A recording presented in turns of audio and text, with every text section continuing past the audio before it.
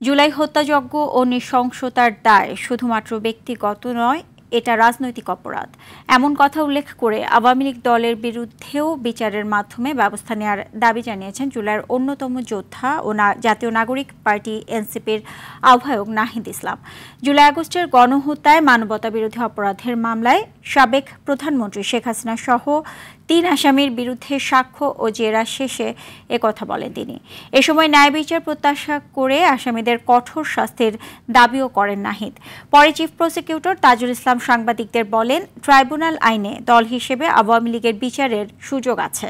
এদিকে বিচারপতি নজরুল ইসলাম চৌধুরীর নেতৃত্বাধীন আন্তর্জাতিক অপরাধ ট্রাইব্যুনাল ২-এ জুলাই আন্দোলনের প্রথম শহীদ রংপুরের বেগম রোকেয়া বিশ্ববিদ্যালয়ের শিক্ষার্থী আবু সাইদ হত্যা মামলার ৬ষ্ঠ দিনের সাক্ষ্য গ্রহণ চলছে। সাক্ষ্য দিচ্ছেন সিয়াম আহমেদ আয়ান নামে রংপুরের এক আহত জুলাই যোদ্ধা। সাক্ষ্য প্রমাণ আদালতে উপস্থাপিত হয়েছে। ব্যক্তির বিরুদ্ধে যে সমস্ত সাক্ষ্য প্রমাণ আসছে সেই সব সাক্ষ্য প্রমাণের মধ্যেও দল হিসেবে সেই সময়ের ক্ষমতাসীন যে দল ছিল আওয়ামী লীগ, তার সহযোগী সংগঠন হিসেবে যুবলীগ, ছাত্রলীগ, স্বেচ্ছাসেবক লীগ, ১৪ দল, তাদের সম্পৃক্ততার অকাট্য প্রমাণ কিন্তু আদালতে আসছে। সুতরাং এই সিদ্ধান্ত নেবার সুযোগ আছে।